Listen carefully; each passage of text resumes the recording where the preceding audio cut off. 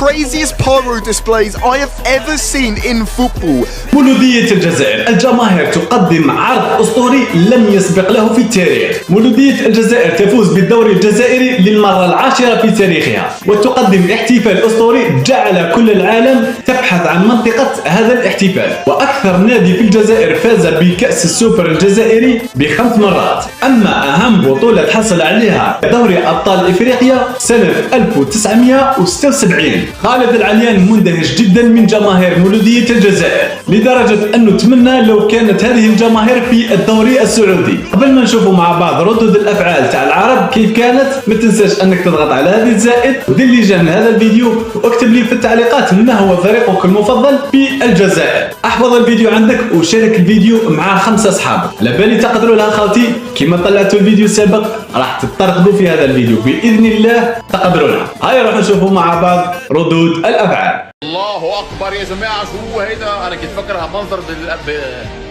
شو هي؟ بامريكا ولا اي ولا باوروبا؟ لا والله لا امريكا ولا اي ولا اوروبا، هيدا ما بتلاقيه الا وين؟ الجزائر. ألعاب نارية يحتفلون إنه ناديهم وصل ل 103 أعوام من النجاحات.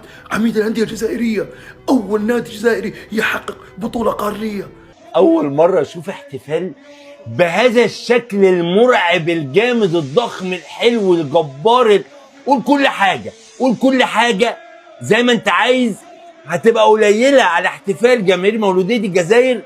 مستحيل يا المنظر، مستحيل يا اللوحة الفنية. هذا يمكن أقوى احتفال شفته بحياتي. النادي حقق دولة. أنا مش قادر أطلع من جمال الفيديو ده، كمية حلاوة مش طبيعية يا جماعة. شايف كل ده احتفال جماهير مولودية الجزائر بلقب الدوري الجزائري. شوف لي أقوى احتفالية مجنونة أشوفها في حياتي. جمهور مرعب، جمهور المولودية الجزائري هذا ماخذ الدوري للمرة العاشرة.